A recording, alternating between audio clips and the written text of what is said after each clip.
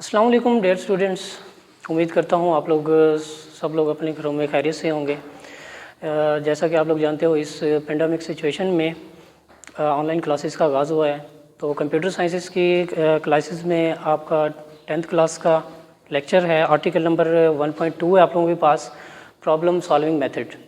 तो जैसा कि आप लोग जानते हो, कोई भी प्रॉब्लम है उसको सॉल्व करने के मुख्तलिफ़ किस्म के प्रोसीजर होते हैं। ठीक है, कोई भी प्रॉब्लम है उसको सॉल्व करने के लिए हम मुख्तलिफ़ किस्म की स्ट्रेटजी इस्तेमाल करते हैं ताकि हम अपना मसला, अपना प्रॉब्लम अच्छी तरीके से क्या कर सकें, सॉल्व कर सकें और बेहतर अंदाज में। इसी तरह से अगर कंप्यूटर साइंसेस में बात करें तो प्रोग्राम है उसको सॉल्व करने के लिए हमें मुख्तलिफ़ किस्म के प्रोसीजर इस्तेमाल करने पड़ते हैं। फर्स्ट है प्रॉब्लम आइडेंटिफिकेशन। जैसे कि आप लोग जानते हैं कि कोई भी प्रॉब्लम है उसके लिए सबसे ज़रूरी ये है कि पहले हमें उसके बारे में आइडेंटिफिकेशन होनी चाहिए। हमें प्रॉब्लम के बारे में पता होना चाहिए, हम उसकी शनाख्त करें कि आखिर प्रॉब्लम है क्या। अगर हमें प्रॉब्लम का पता होगा कि ये प्रॉब्लम है तो तभी हम इसके ऊपर काम कर सकेंगे ना। अगर हमें प्रॉब्लम ही ना पता होगी तो फिर हम उसके ऊपर काम कैसे करेंगे, फिर हम मज़ीद उसके ऊपर फर्दर प्रोसीजर कैसे अपनाएंगे। इसीलिए पहला जो काम है हमने ये फाइंड करना है कि प्रॉब्लम है क्या। फॉर एग्ज़ाम्पल अगर मैं आपको डेली लाइफ में कोई एग्जांपल दूं कि आइडेंटिफिकेशन है, मैंने क्या करना है, पानी पीना है। ठीक है, ये काम है। अगर मैंने पानी पीना है तो फिर मैं उसके लिए क्या करूँगा कि मैंने फाइंड कर लिया कि मैंने पानी पीना है। फिर मैं फर्दर देखूँगा कि मुझे पानी पीने के लिए क्या क्या अमल करने पड़ेंगे, क्या क्या मुझे रिक्वायरमेंट्स होंगी, क्या होंगे फर्दर। इसी तरह से जो हम इसको देखते हैं। अगर आप बात करें कंप्यूटर साइंस में, कंप्यूटर में, प्रोग्राम में, तो उसकी एग्जांपल बनेगी जब फॉर एग्जांपल आपके पास कोई कस्टमर आता है कि मुझे सॉफ्टवेयर चाहिए, प्रोग्राम चाहिए, किसके लिहाज से हमें बनाना है कैलकुलेटर। मुझे कैलकुलेटर चाहिए जो कि एडिशन करे, सब्ट्रैक्शन करे, फर्दर जो फीचर्स होते हैं कैलकुलेटर, मुझे कैलकुलेटर चाहिए।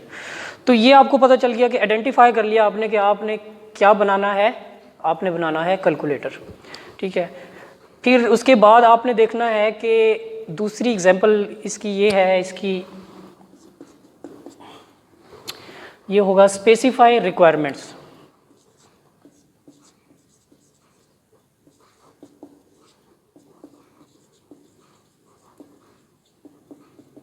स्पेसिफाई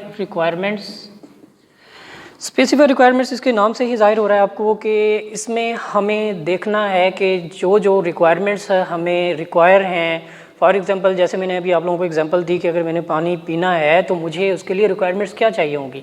सारी बात है कि मुझे पानी चाहिए, ठीक है, ताकि और फिर मुझे चाहिए कि गिलास चाहिए। फिर मैं उसको स्टेप बाय स्टेप करूँगा। उसका एक प्रोसीजर होता है कि मैं पहले गिलास लूँगा, उसमें पानी डालूँगा, फिर पीऊँगा। मैंने 3 स्टेप्स बनाए, गिलास लिया, उसमें पानी डाला, फिर उसके बाद थर्ड स्टेप में मैंने इसको पिया।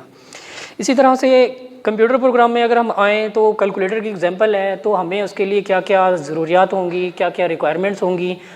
और फिर अगर हम बात आ जाएँ यूज़र से, तो फिर हम यूज़र से लेंगे कि आपकी क्या क्या रिक्वायरमेंट्स हैं। फॉर एग्ज़ाम्पल आपने एक कैलकुलेटर डिज़ाइन करना है, ठीक है, तो उसको किस तरह से डिज़ाइन करना है, स्क्रीन कहाँ पर हो, ऐड का बटन कहाँ पर हो, ठीक है, सब्ट्रैक्ट का बटन कहाँ पर हो। इसी तरह से जितने भी बटन हैं हमने यूज़र से पूछ लेना है, आइडेंटिफाई कर लेना है इसके बारे में, ताकि कल को ये ना हो कि हम प्रोग्राम बना लें, वो कहे कि नहीं इसका बटन ये इधर होना चाहिए, ये वाला उधर होना चाहिए था। इसीलिए ये ज़रूरी काम है कि पहले हम उनकी रिक्वायरमेंट्स देख लें कि उनको क्या क्या रिक्वायर है और किस तरह से रिक्वायर है।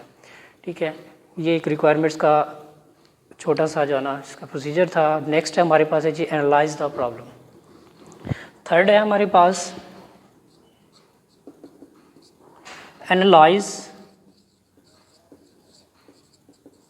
The problem.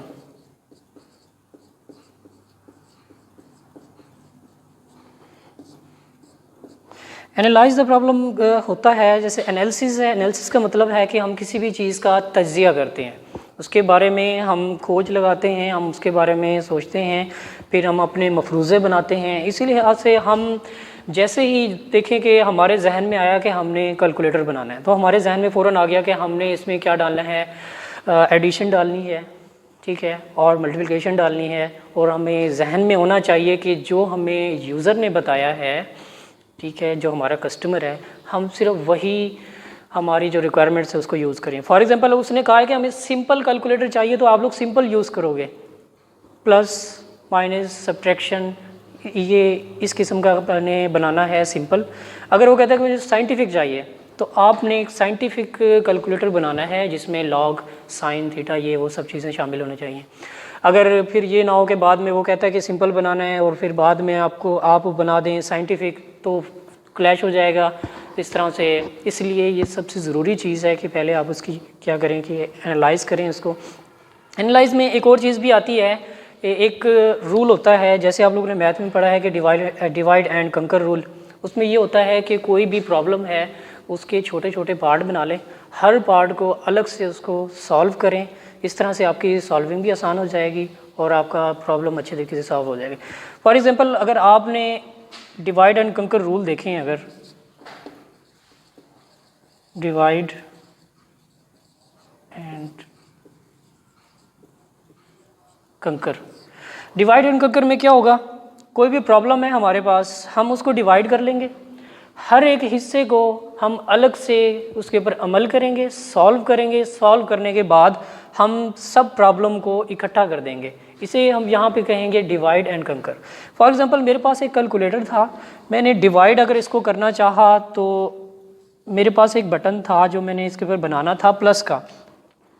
मैं एडिशन के ऊपर काम करूँगा, जब मेरा ये काम हो जाएगा फिर इसके बाद मैं एक और बटन लूँगा जो कोई होगा सब्ट्रैक्शन का, इसका लूँगा। अब देखें कि ये डिवाइड हो गए हैं, मैंने अपना काम डिवाइड कर दिया। जब मैंने अपना काम डिवाइड कर दिया तो मुझे हर काम को करने में आसानी होगी। फॉर एग्जांपल अगर मैं इसकी इम्प्लीमेंटेशन कर रहा होता हूँ और कोई एरर आ जाता है, बाकी काम ठीक हो रहे हैं लेकिन सब्ट्रैक्शन में एरर आ रहा है, तो मैं बजाय इसके कि पूरा प्रोग्राम देखूं, पूरा कैलकुलेटर देखूं, मैं इस वाले हिस्से में आऊँगा, यहाँ पे देखूँगा कि इधर कोई एरर आ रहा है, ठीक है। इसी तरह से जब ये मुकम्मल हो जाएगा हम इसको क्या कर सकते हैं, इकट्ठा कर सकते हैं, फिर इसको कहते हैं कंकर। और यही चीज़ें इसके अंदर होती हैं कि एनालाइज प्रॉब्लम, और इसके बाद हमारे पास है डिज़ाइन, एल्गोरिथम और draft flow chart. Design, algorithm और फ्लो चार्ट,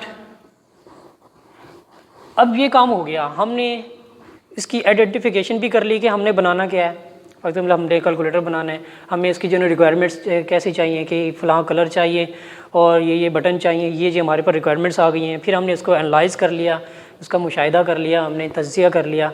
फिर उसके बाद हम करते हैं, हमारे पास स्टेप है फोर्थ के डिज़ाइन, एल्गोरिथम एंड ड्रा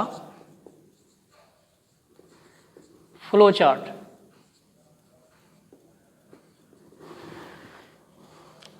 जब हम यहाँ तक पहुँच जाएंगे हमारे पास फिर नेक्स्ट फर्दर जो प्रोसीजर है वो आ जाता है कि डिज़ाइन, एल्गोरिथम और ड्रा फ्लो चार्ट। एल्गोरिथम क्या होता है?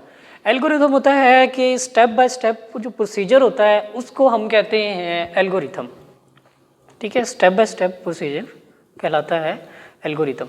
फॉर एग्जांपल हमने इसको देख लिया कि हम कैलकुलेटर बना रहे हैं, तो उसमें हम लिखेंगे उसका पहला स्टेप क्या होगा कि हमने जो उसकी डिज़ाइनिंग करनी है कि एडिशन का बटन है तो वो क्या करे, ऐड करे, सब्ट्रैक्शन हो तो फिर हमने सबके अपनी सिंपल लैंग्वेज में या इंग्लिश में हमने क्या कर लेना है, उसके स्टेप्स लिख लेने हैं कि पहले स्टेप में ये होना चाहिए, दूसरे स्टेप में ये होना चाहिए, तीसरे स्टेप में ये होना चाहिए। इस तरह से स्टेप्स बना लेंगे तो इस तरह से हम इसको कहते हैं एल्गोरिथम।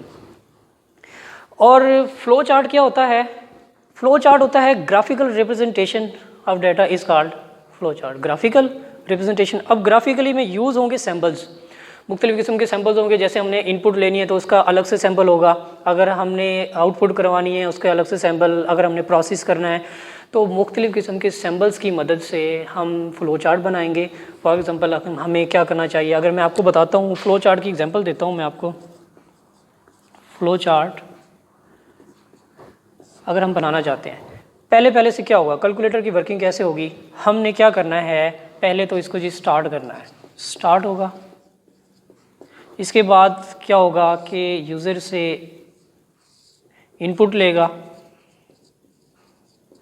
इनपुट मतलब ये कि फॉर एग्ज़ाम्पल हमने करना है कि 2 + 2 या कुछ भी, फिर फर्दर अब यहाँ पे आ जाएगा, फिर वो उसको क्या करेगा, इनपुट हमने ली 2 और 2, उसमें फिर क्या होगा, यहाँ पे 2 + 2 = 4, इस तरह से यहाँ पे उसका प्रोसेस होगा। जब वो प्रोसेस हो जाएगा तो फिर वो फर्दर किस पर भेजेगा, इसको आउटपुट पर। आउटपुट भी का साइन भी इनपुट की तरह ही होता है, ऐसे इस तरह से पैरेललोग्राम। तो आउटपुट जो भी इसकी आउटपुट है, फॉर एग्जांपल इसकी आउटपुट है 4, तो फिर ये क्या कर देगा यहाँ पर इसको एंड।